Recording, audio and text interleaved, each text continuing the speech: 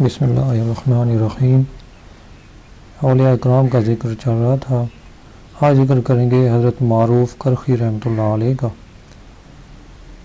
حضرت معروف کرخی رحمۃ اللہ علیہ صدر طریقت، رہنمائے راہ حقیقت اور عارف اسرار تھے۔ اپنے زمانے کے قطب تھے۔ آپ کی ریاضتیں اور کرامتیں بے حد و بے حساب ہیں۔ تقویٰ میں بے عدیل تھے اور انس و شوق میں انتہا کو پہنچے ہوئے تھے۔ آپ کے والدین عیسائی تھے۔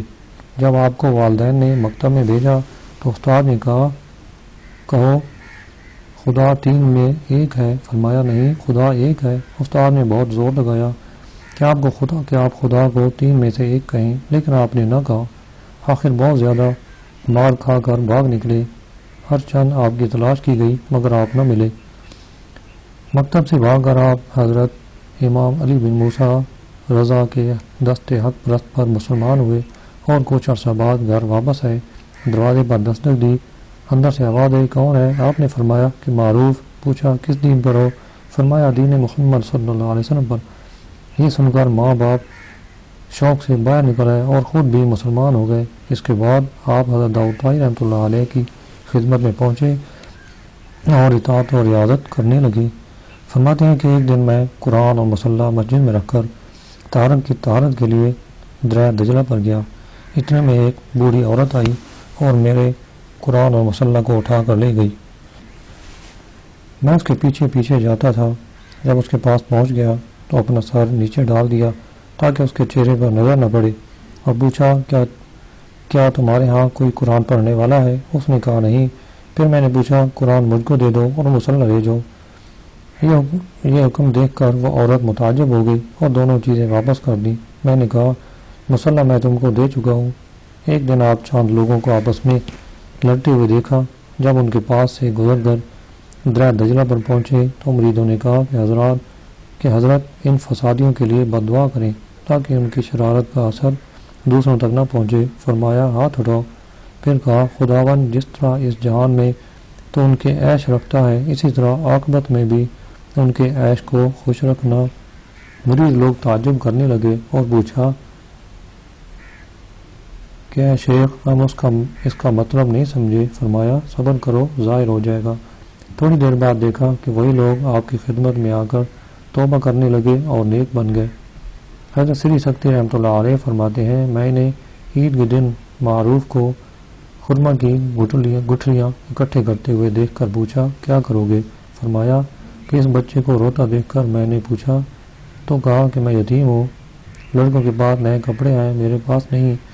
میں نے چاہا کہ یہ دانے اکٹھے کر کے فروخت کروں اور اس کو اخروٹ خرید کر دوں تاکہ کھیلے اور نہ روئے۔ میں نے کہا یہ کام میرے ذمہ رہنے دے۔ چنانچہ لڑکے کو نئے کپڑے خرید کر پہنائے اور اخروٹ کھیلنے کے لیے دیے۔ اسی دن سے میرے دل میں نور خدا جلوہ گیر ہو گیا اور حالت دگرگوں ہو گئی۔ آپ کا ایک ماموں تھا جو اس شہر کا حاکم تھا۔ ایک روز وہ کسی خراب جگہ جا رہا تھا کہ راہ میں معروف کو دیکھا جو ایک جگہ بیٹھے روٹی کھا رہے تھے۔ ایک لقمہ اپنے منہ میں ڈالتے اور دوسرا ایک کتے کے منہ میں جو پاس بیٹھا تھا۔ ماموں نے کہا معروف شرم کرو، کتے کے ساتھ روٹی کھا رہے ہو؟ فرمایا کہ میں شرم ہی کی وجہ سے کتے کے ساتھ کھا رہا ہوں۔ پھر سر اٹھایا اور ایک پرندے کی طرف اشارہ کیا جو ہوا سے اتر کر آپ کے ہاتھ پر بیٹھ گیا۔ پھر فرمایا جو شخص اللہ تعالیٰ سے شرم رکھتا ہے اس سے تمام چیزیں شرم رکھتی ہیں۔ یہ بات سن کر آپ کا ماموں شرمندہ ہو گیا۔ ایک دن آپ کا وضو ٹوٹ گیا، اسی وقت تیمم کر لیا۔ لوگوں نے کہا کہ دریا دجلہ پاس ہے، پھر تیمم کیوں کیا؟ فرمایا ممکن ہے وہاں تک نہ پہنچ سکوں اور مر جاؤں۔ فرماتے ہیں کہ جوان مردی تین باتوں میں ہے: دل بغیر خلاف کے وفا، دوسرے بغیر جود کے تعریف اور تیسرے بغیر سوال کے عطا۔ فرماتے ہیں کہ اللہ تعالیٰ جب کسی سے مواخذہ کرتا ہے تو اس کی علامت یہ ہے کہ اس کو نفس کے کام میں مشغول رکھتا ہے اور اپنے کام سے اس کو علیحدہ کر دیتا ہے۔ فرماتے ہیں کہ اولیاء اللہ کی علامت یہ ہے کہ ان کے فکر خدا کی بارگاہ میں اور ان کا اقرار خدا سے اور ان کا شغل راہ خدا میں ہوتا ہے۔ جب خداوند تعالیٰ بندے کو چاہتا ہے تو عمل خیر کا دروازہ اس پر کھول دیتا ہے اور بری بات کا دروازہ اس پر بند کر دیتا ہے۔ جب شر چاہتا ہے تو اس کے خلاف کرتا ہے۔ فرماتے ہیں کہ کسی آدمی کا وہ بات کہنا جو فضول ہو اس کے حرمان کی علامت ہے۔ فرماتے ہیں کہ نافرمانی کی حالت میں خدا کی رحمت اور شفقت کی امید رکھنا جہالت و حماقت ہے اور نفس کا محض ایک دھوکہ۔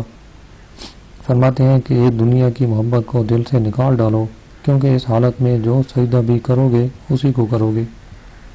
لوگوں نے محبت کے بارے میں آپ سے سوال کیا تو فرمایا محبت خلق کی تعلیم سے نہیں بلکہ اللہ تعالیٰ کی عطا اور فضل سے ہوتی ہے۔ نقل ہے کہ ایک دن اچھا کھانا کھا رہے تھے، لوگوں نے پوچھا آپ کیا کھاتے ہیں؟ فرمایا کہ میں اللہ تعالیٰ کا مہمان ہوں، جو میزبان دیتا ہے وہ کھاتا ہوں۔ باوجود اس کے ایک دن نفس نے کہا اے نفس مجھ کو رہائی دے تاکہ تو بھی مخلصی پائے۔ کسی نے آپ سے وصیت چاہی، فرمایا خدا پر توکل رکھو تاکہ وہ تیرے ساتھ رہے اور تیرا رجوع اسی کی طرف رہے، کیونکہ مخلوق نہ تجھ کو نفع پہنچا سکتی ہے نہ نقصان، جو کچھ چاہے اسی سے چاہے۔ ایک اور شخص آپ سے وصیت کا طالب ہوا، فرمایا اس خدا سے ڈر جو ہر حال میں تجھ کو دیکھتا ہے اور تو مساکین کے زمرہ میں سے مت بن۔ حضرت سری سکتی رحمۃ اللہ علیہ فرماتے ہیں کہ ایک دن آپ نے مجھ سے فرمایا کہ جب تم کو اللہ تعالیٰ سے کوئی حاجت ہو تو کہا کرو یا رب بحق معروف کرخی میری حاجت کو پورا کرو، اسی وقت پوری ہو جایا کرے گی۔ حضرت سری سکتی رحمۃ اللہ علیہ نے کہا کہ مجھ کو کچھ وصیت فرمائے۔ فرمایا کہ جب میں مر جاؤں تو میرے کپڑے صدقہ کر دینا کہ دنیا سے اسی طرح برہنہ جاؤں جیسے شکم مادر سے برہنہ آیا تھا۔ جب آپ کی وفات ہو گئی تو یہودیوں، عیسائیوں اور مسلمانوں نے آپ کی تلاش کے متعلق دعویٰ کیا کہ شیخ ہم میں سے آئے۔ آپ کے خادم نے کہا شیخ نے وصیت کی ہے کہ جو لوگ میرا جنازہ اٹھائیں میں انہی میں سے ہوں۔ چنانچہ یہودیوں اور عیسائیوں نے آپ کے جنازے کو اٹھانا چاہا مگر نہ اٹھا سکے۔ اس پر مسلمانوں نے اٹھایا اور دفن کیا۔ ایک دن آپ بازار جا رہے تھے اور روزہ رکھا ہوا تھا، اور ایک ماشکی نے کہا کہ جو شخص پانی پیے اللہ اس پر رحم کرے۔ چنانچہ آپ نے پانی لے کر پی لیا۔ لوگوں نے پوچھا آپ تو روزہ دار تھے؟ فرمایا بے شک، لیکن میں نے اس کی دعا کی طرف رغبت کی۔ آپ کی وفات کے بعد لوگوں نے آپ کو خواب میں دیکھ کر پوچھا اللہ تعالیٰ نے آپ سے کیا سلوک کیا؟ فرمایا کہ ایک ماشکی کی دعا کے طفیل بخش دیا۔ حضرت سری سکتی رحمۃ اللہ علیہ فرماتے ہیں کہ میں نے خواب میں آپ کو عرش الہی کے نیچے مدہوش پڑے دیکھا۔ اللہ تعالیٰ نے فرشتوں سے پوچھا کہ یہ کون ہے؟